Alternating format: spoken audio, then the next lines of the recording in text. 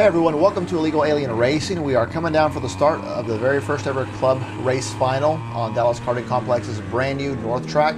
This is both the 100cc senior and masters class. It's 10 laps. There are 19 of us in seniors and I believe 2 in masters.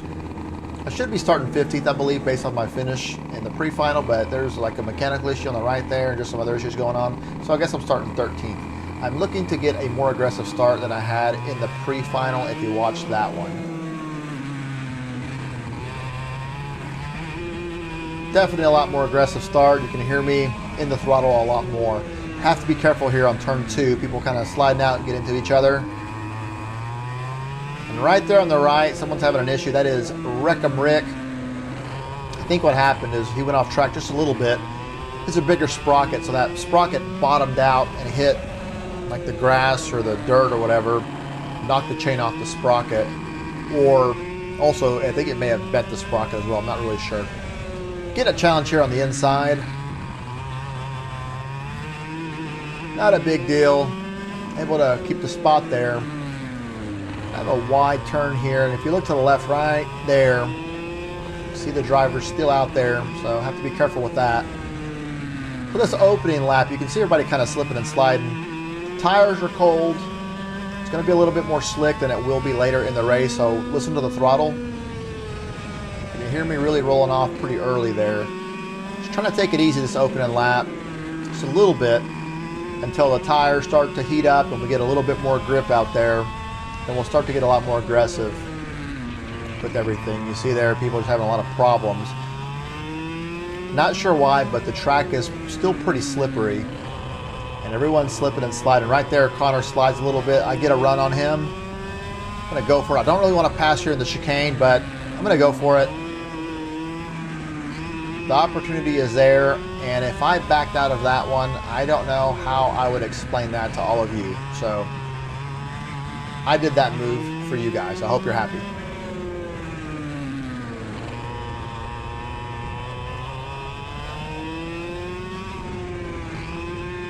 All right, the driver ahead of me in the number 6 cart, he is in the Masters class. So even though he's right ahead of me and I want to pass him, we're technically not racing for position on the track.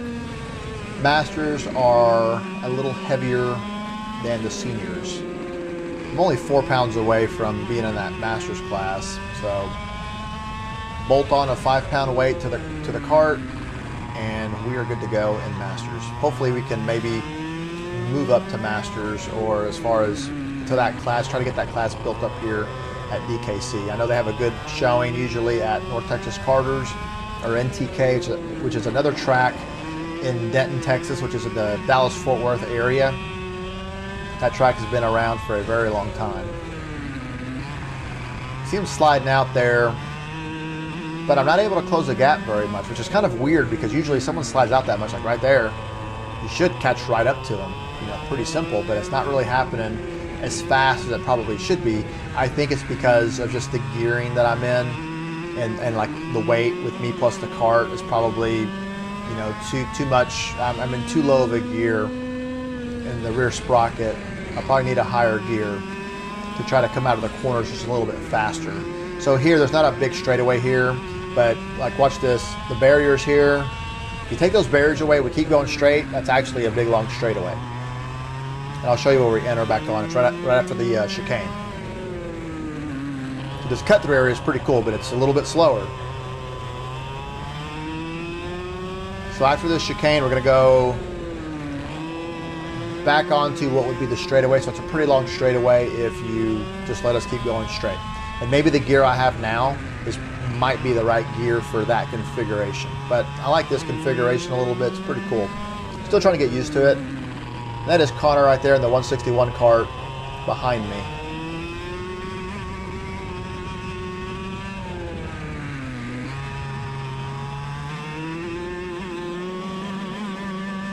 Let's listen to the throttle, see if I stay in it a little longer now.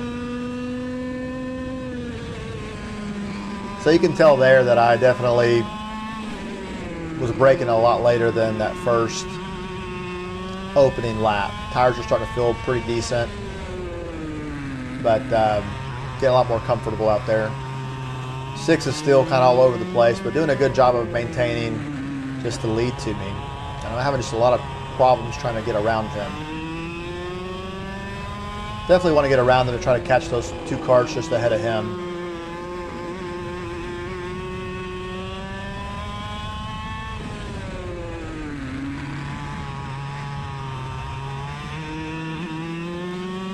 So given the track condition that it's slippery, you can see, like just watch by the steering wheel and all the turns, that we're just making all of these little small corrections on the cart to keep from spinning out or running off track. I mean, it's slippery. We're very busy here, working, trying to keep the cart under control the best we can. We're halfway through here. I'd like to really get around him. Not really don't really know who's behind me and how close they are. Don't really care. I'm focused on the person right ahead of me. And again, he gets a bad exit there, but I cannot do anything with it. And right there, he does a really good job of getting through turn 3, which is a really tricky turn in my opinion. At least it is for me. I need to work on that turn. And he pulls away right there. Now, if you look at my steering wheel, a little computer on there, it's called a data logger. Micron is the brand that I have. You see, it looks like 2 red dots. That's letting me know that I think it's 0.2 of a second slower than my fastest lap. When they turn green, it turned off now, so I should be about even. If it turns green, that means that you are going a little faster than your best lap. So, just a visual quick reference, like a glance down, you can kind of see that and know kind of what's going on. I'll look at my Micron periodically, like right about here. Right about here, you can look down and it'll give you your lap time. So I'll look down and kind of see how things are going. Right there, he slides out. I'm able to get around him. Finally able to get around him. So I'm usually not too concerned with my lap times when I'm trying to pass someone, because you're actually just racing for position, not for laps, or lap time rather. But in this situation here, where I know I'm ahead of a few carts, I need to run as fast as I can, so I will kind of glance at my times, and I've got the Micron set up to where it'll give me information as far as, it'll tell me, like, I don't know how the sectors are broken up, but it'll tell me if I'm, 0.3 seconds ahead of my best lap, 0.1 seconds behind, or whatever. It'll kind of give me a breakdown throughout the track, so I know if I'm losing time in a certain corner or not. It's really neat. It's a cool little tool to be able to look at and have while you're driving.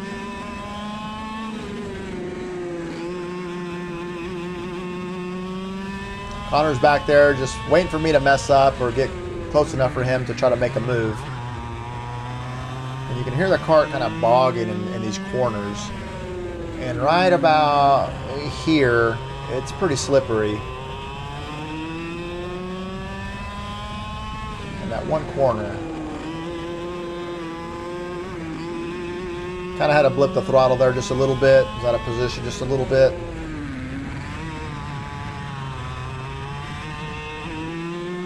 You see the dots on the Micron. Let's see how many there are. There's a lot more now, so I'm doing pretty good in this lap compared to my fastest lap. So that's good news for me, because I know the race is winding down. I need to be running my fastest laps right about now.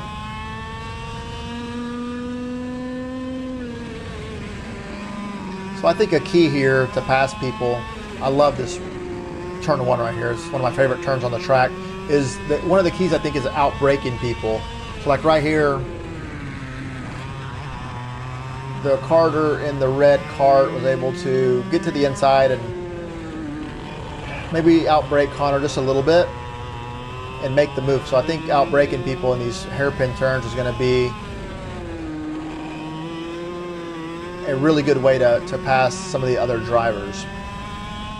The bad thing with these carts here, though, they only have brakes in the rear, so if you come in too hot and you lock them up, you're going to spin.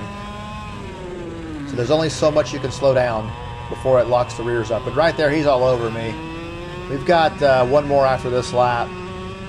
Here, I don't know that he's behind me necessarily to the inside. He takes a look to the inside. I don't know he's there. I don't feel him, so he doesn't hit me. I'm able to keep the spot. So I know he's there. So here, we're just going to do one more lap as fast as we can possibly do it. I'm not going to go defensive because I think it's just going to slow me down. I think that with the gearing I have, I need to keep this cart wound up as much as possible. Because I think he's probably lighter than I am. So if I go too slow during a corner, he gets a good exit, he's going to pass me probably no problem.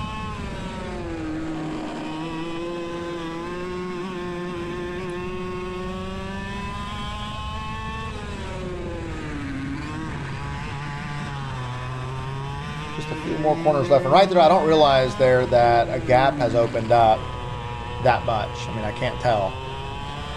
I'm just waiting for him to kind of show up in my peripheral and then try to deal with it at that point while taking my normal lines. Okay, right about here, I'm pretty confident that I've got it. We're bringing it home in 9th place.